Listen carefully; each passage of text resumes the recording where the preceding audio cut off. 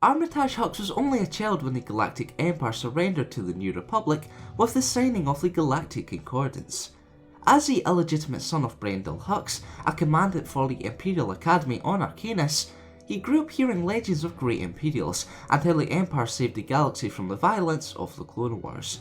Even at a young age, Armitage firmly believed the galaxy needed to be saved from itself and that the New Republic were too weak. As a result, in the unknown regions from the ashes of the fallen Empire, the First Order was born.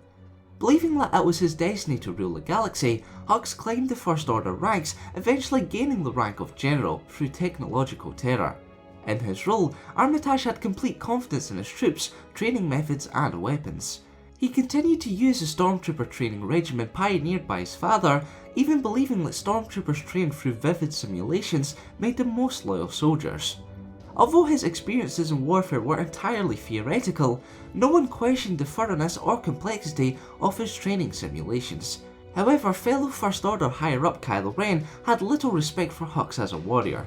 In turn, as a man of science and technology, the General had little understanding or patience for the mystical side of the First Order that Ren represented.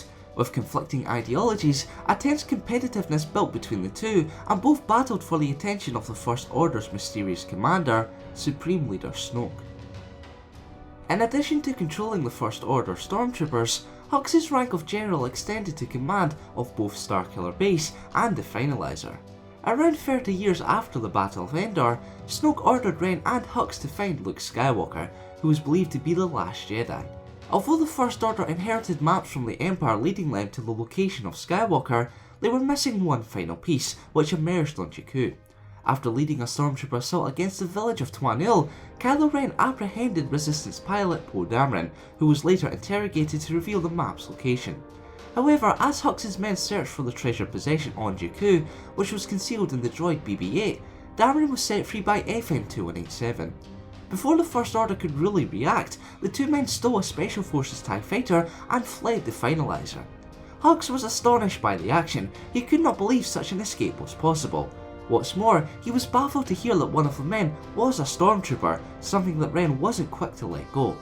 Regardless, Armitage ordered the ventral cannons to shoot down the TIE fighter and dispatched a team to the crash site on Jakku.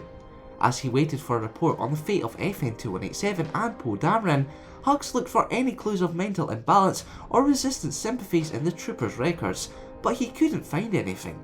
2187 came across to him as mind-numbingly ordinary, though he did notice the soldier was not fulfilling his full potential under Captain Phasma. After FN-2187 BB-8 and a native scavenger, Rey, fled Jakku aboard the Millennium Falcon, Hux and Ren returned to Starkiller Base, where they spoke to a hologram of Snoke. The Supreme Leader was unhappy to hear that the droid had slipped through their fingers and stated that the Jedi would rise once more if the map found its way to the Resistance. Needing a change in strategy, Hux suggested the testing of their super weapon to destroy the New Republic. Once authorised to do so, the General gathered the First Order army at Starkiller Base and gave a grand speech, proclaiming that the destruction of the Republic would be the beginning of the First Order's rise to power in the galaxy. At his signal, the ground began to quake and a huge beam of phantom energy suddenly engulfed the Hosnian system. Not long after destroying the New Republic, the First Order received a tip from Bazine Nettle that BB-8 was on Takodana. As a result, Ren led an attack squadron on the planet where instead of capturing the droid, he apprehended Rey since she had seen the map. However, upon probing her mind, Kylo discovered Rey was force sensitive. Snoke was not only upset by the fact that Ren captured the Jakku scavenger instead of the droid, but he could not believe that Rey had resisted his star pupil. Regardless, Snoke ordered the destruction of the car, the headquarters of the Resistance.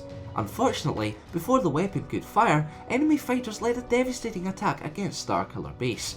As the planet began to implode, Snoke ordered Hux to escape with Ren. The General used a tiny position sensor placed on Ren's belt to locate the position of his injured comrade. Hux and his troops would have apprehended Rey and her Resistance allies if it were not for the command of the Supreme Leader. Armitage told himself that the renegades were going to die anyway. Shortly after departing the dying planet, Starkiller Base became a binary. To learn more about Armitage Hux, such as his clothing and blaster, click the link on screen or the one in the description. Now it's time for this week's question.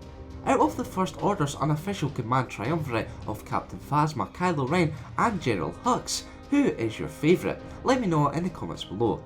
To have your say in future Star Wars The Force Awakens lore videos, head on over to thecountcuisance.com and get voting. Thanks for watching, and for more Star Wars related content, keep it locked here to the Count Cuisance. Whilst Phasma defended her training methods and the skills of her troopers, General Hux raised concerns over FN 2187. Whilst 2187 had the potential to be one of the finest stormtroopers ever produced by the First Order, even reaching the officer corps, he distanced himself from his squadmates and showed too much empathy, which was on full display when he risked the success of a training simulation to save FN 2003. Not being one for compliments, Phasma described the simulation as adequate before speaking privately with FN 2187. She ordered him to leave those who could potentially weaken the First Order behind, such as FN 2003.